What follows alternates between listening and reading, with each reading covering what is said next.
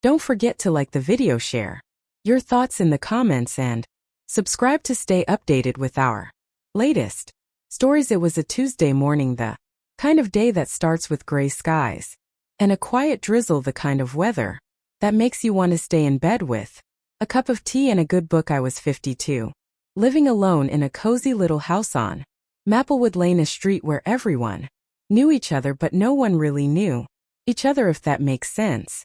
We waved, exchanged pentas, and occasionally borrowed a cup of sugar, but that was about it. Life was predictable, comfortable, and if I'm being honest, a little lonely. That morning I was sitting at my kitchen table staring out the window at the rain-soaked garden. My hydrangeas were blooming, their blue pet heavy with water, and the oak tree in the backyard swayed gently in the breeze. I was lost in thought, sipping my chamomile tea when I heard a knock at the door. Now I wasn't expecting anyone. My son David was busy with his own life in the city, and my friends were all tied up with their families or work. I hesitated for a moment, then set my cup down and walked to the door. When I opened it, I was surprised to see my neighbor, Mr. Thompson, standing there. It was a tall man in his late 60s with silver hair and kind eyes. He lived 2 doors down, and we'd exchanged a few words here and there over the years, but nothing more than that. He was holding a small wrapped package in his hands, and he looked a little nervous, which was unusual for him. "Good morning, Linda," he said, his voice warm but hesitant. "I hope I'm not disturbing you." "Not at all," I replied, smiling. "What can I do for you, Mr. Thompson? Please call me Henry," he said, returning the smile. I noticed you've been working in your garden a lot lately. You fought quite the green thumb. I chuckled. "Well, it keeps me busy. I find it relaxing." He nodded, then held out the package. "I saw this at the farmer market over the weekend, and I thought of you. It's nothing much, just a little something to brighten your day." I was taken aback. No one had given me a gift like this in years. I took the package, feeling the weight of it in my hands. "Thank you, Henry. That's very kind of you." He shuffled his feet, looking almost shy. "Well, I'll let you get back to your morning. Have a good day." "Linda, you too," I said, watching as he turned and walked back down the path to the sidewalk. I closed the door and unwrapped the package. Inside was a beautiful ceramic planter painted with delicate flowers and vines. It was the kind of thing I would have picked out for myself. I ran my fingers over the smooth surface, feeling a strange mix of emotions: gratitude, curiosity, and something else I couldn't quite put my finger on. Later that afternoon, I decided to plant a small fern in the planter and place it on my porch. As I worked, I found myself glancing down the street toward Henry's house. I realized I didn't know much about him other than that he was a widower and had lived on Maplewood Lane for as long as I had. The next day, I baked a batch of oatmeal cookies, my grandmother's recipe, and walked down to Henry's house. When he answered the door, he looked surprised but pleased. "I wanted to thank you for the planter," I said, holding out the plate of cookies. "It was such a thoughtful gift." He smiled, his eyes crinkling at the corners. "You didn't have to do that, but I appreciate it. Would you like to come in for a cup of coffee?" I hesitated for a moment, then nodded. I'd like that. His house was warm and inviting, with bookshelves lining the walls and a fireplace in the living room. We sat at his kitchen table, sipping coffee and talking about everything from Garing to travel to our favorite books. I was surprised by how easy it was to talk to him, how comfortable I felt in his presence. As I walked home that evening, I realized how much I had missed this kind of connection. It wasn't just the gift or the cookies, it was the way Henry had taken the time to notice me, to see me as more than just the woman who lived 2 doors down. That night, as I lay in bed, I thought about the unexpected kindness of my neighbor and how it had touched me in a way I hadn't expected. It was a small gesture, but it had opened a door to something new, something I hadn't realized I was missing. The days that followed Henry's unexpected gift felt different somehow, like the world had shifted just a little, revealing colors I hadn't noticed before. The rain cleared, and the sun came out, casting a golden glow over Maplewood Lane. My garden seemed to respond to the change, the flowers blooming brighter, the leaves greener, or maybe it was just me seeing everything through a new lens. I found myself thinking about Henry more often. Our conversation over coffee had been so easy, so natural. It wasn't just the topics we discussed, it was the way he really listened, as if every word I said mattered. I hadn't realized how much I'd missed that kind of connection until it was right there in front of me. A few days later, I was out in the garden, pruning the roses, when I heard footsteps on the sidewalk. I looked up and saw Henry walking toward me, his hands in his pockets and a smile on his face. "Good morning, Linda," he said, stopping at the edge of my yard. "Those roses are stunning. You've got quite the talent." I wiped my hands on my apron and smiled back. Thank you, Henry. They're my pride and joy. Would you like to come in for a closer look?" He nodded, and I him through the gate, pointing out the different varieties, the deep reds, the soft pinks, the creamy whites. He listened intently, asking questions and admiring the blooms. "You know," he said after a while, "I've always wanted to have a garden like this, but I've never had the patience for it." I admired your dedication. "It's not as hard as it looks," I replied. "It just takes time and a little love." He chuckled. "Well, maybe you could teach me a thing or two." I hesitated for a moment, then said, "I'd be happy to. Why don't you come by tomorrow morning and we can get started?" His eyes lit up. "I'd like that. Thank you, Linda." The next morning, Henry arrived right on time, wearing a pair of old jeans and a flannel shirt. I handed him a pair of gardening gloves and showed him how to prepare the soil for planting. We worked side by side, talking and laughing as we dug and planted and watered. It was surprisingly fun, and I found myself enjoying his company more than I had expected. As the days turned into weeks, our gardening sessions became a regular thing. We'd meet in the mornings, sometimes at my house, sometimes at his, and work on whatever needed to be done. It wasn't just about the plants, though.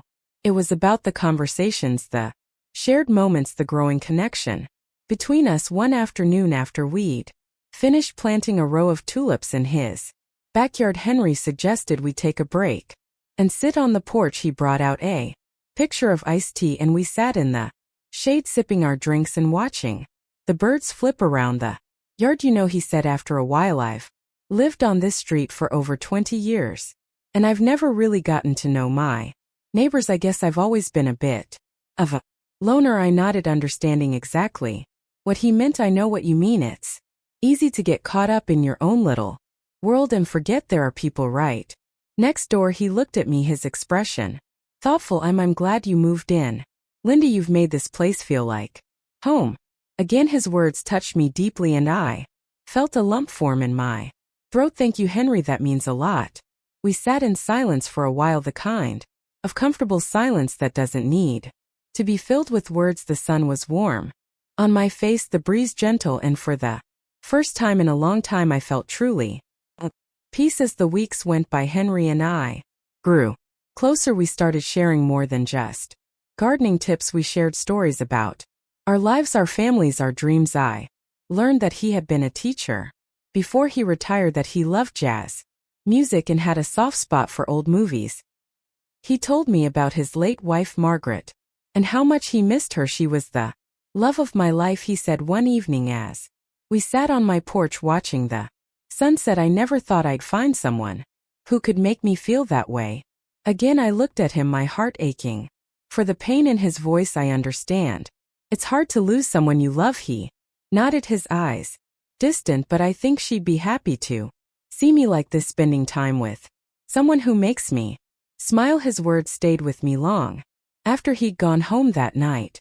I lay in bed staring at the ceiling, thinking about Henry and the unexpected friendship we built. It wasn't something I had planned or expected, but it had become an important part of my life. And as I drifted off to sleep, I couldn't help but wonder where this journey would take us next. Life has a way of testing us, doesn't it? Just when you think you found your footing, something comes along to shake things up.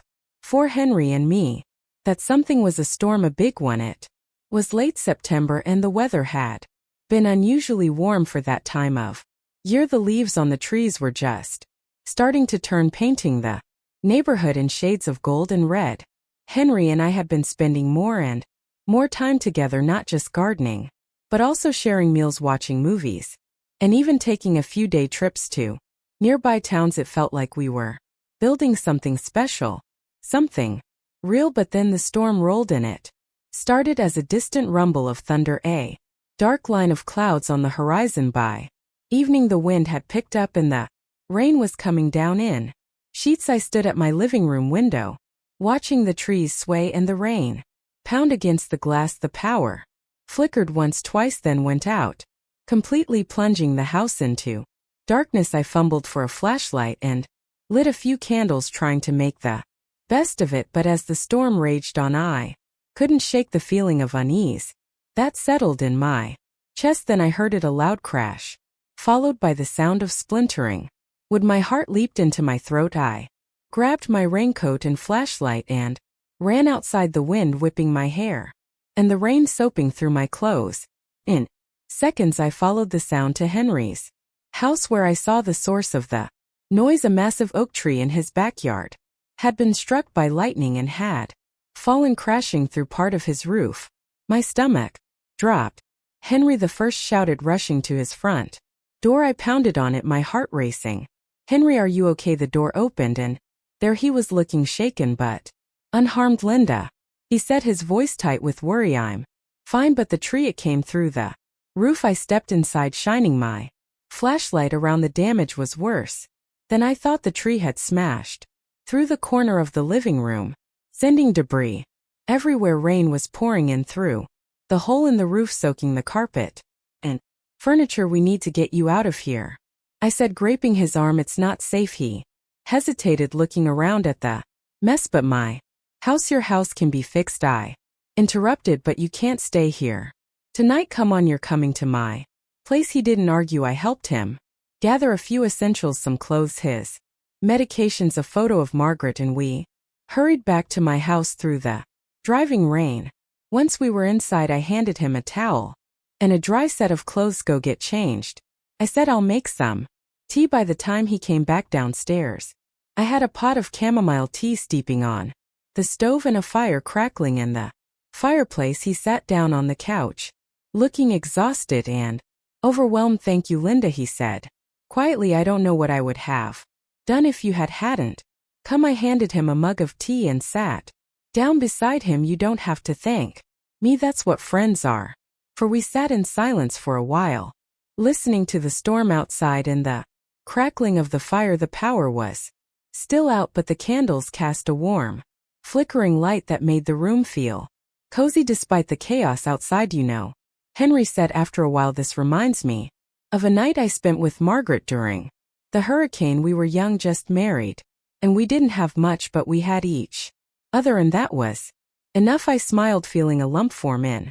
my throat. She sounds like an amazing woman she was, he said, his voice soft, and you remind me of her in so many ways. His words caught me off guard, and I felt my cheeks flush. Henry the First, he reached over and took my hand, his grip warm and steady. Linda, I know this might not be the right time, but I need to say it. These past few months with you have meant more to me than I can put into words. You've brought light back into my life, and I don't want to let that go. I looked into his eyes, seeing the sincerity and vulnerability there. My heart was pounding, but for the first time in a long time, it wasn't from fear or uncertainty. It was from hope. Henry the First said softly, you've brought light into my life too. I didn't realize how much I needed someone like you until you came along. He smiled, a slow, warm smile that made my heart swell. Then maybe we can figure this out together. I nodded, feeling a sense of peace settle over me. Together the storm raged on outside, but inside it felt like the sun had come out. We sat there, holding hands and talking late into the night, until the rain finally stopped and the first light of dawn began to creep through the windows. The morning after the storm dawned clear and bright, the kind of day that makes you believe in fresh starts. The air smelled of damp earth and fallen leaves, and the sunlight streaming through my windows felt like a promise. Henry and I sat at the kitchen table, sipping coffee and eating toast with jam, the events of the previous night still fresh in our minds. I should call the insurance company, Henry said, breaking the comfortable silence, and maybe a contractor to take a look at the damage.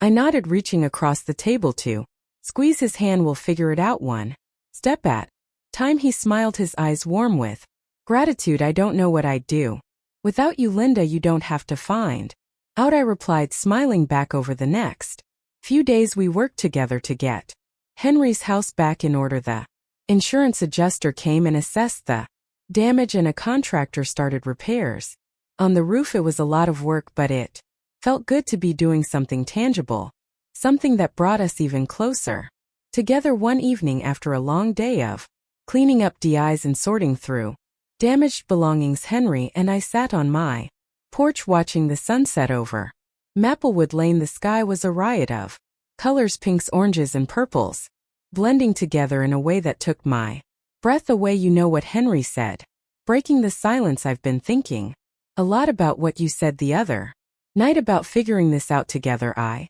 turned to look at him, my heart skipping a beat, and he took a deep breath, his expression serious but hopeful. I don't want to waste any more time, Linda. Life's too short and I've already spent too much of it alone. I want to be with you if you'll have me. Tears welled up in my eyes and I blinked them away, not wanting to miss a single moment of this. Henry, the first feel the same way. I've been alone for so long and I didn't realize how much I needed someone like you until you came into my life. He reached over and took my hand, his grip warm and steady. Then let's do this, let's build a life together, whatever that looks like. I nodded, feeling the sense of peace and happiness I hadn't felt in years together. The weeks that followed were a whirlwind of emotion and decisions. Henry's house was repaired, but he spent more and more time at mine until it felt like we were already living together. We talked about the future, about merging our lives, about traveling, about growing old together. It was exciting and terrifying and wonderful all at once. One crisp October morning we decided to take a walk through the neighborhood, enjoying the fall colors and the cool fresh air. As we strolled hand in hand, I felt a deep sense of contentment, like I had finally found my place in the world. You know, Henry said as we passed a particularly beautiful maple tree, its leaves of fiery red. I think Margaret would have liked you. I looked at him, surprised. Really? He nodded, his eyes soft with memory. She always said I needed someone who could keep me on my toes, someone with a kind heart and a strong spirit. That's you, Linda. Tears filled my eyes again, but this time I didn't try to blink them away. Thank you, Henry, that means more to me than you know. He stopped walking and turned to face me, taking both of my hands in his. Linda, I know we're not young anymore, but I think we've got a lot of good years ahead of us, and I want to spend every one of them with you. I smiled through my tears, feeling a joy so profound it almost hurt. I want that to Henry more than anything. He leaned in and kissed me, then a gentle, tender kiss that felt like a promise, and in that moment, surrounded by the beauty of the season and the warmth of his love, I knew that this was just the beginning of something beautiful. As we continued our walk, the sun shining down on us and the leaves crunching beneath our feet, I felt a deep sense of gratitude for Henry, for the life we were building together, and for the unexpected kindness that had brought us to this moment. Life had thrown us a few curveballs, but we had weathered the storm and come out stronger on the other side. And as I looked ahead to the future, I knew that whatever challenges lay ahead, we would face them together, because sometimes the most beautiful things in life come when you least expect them.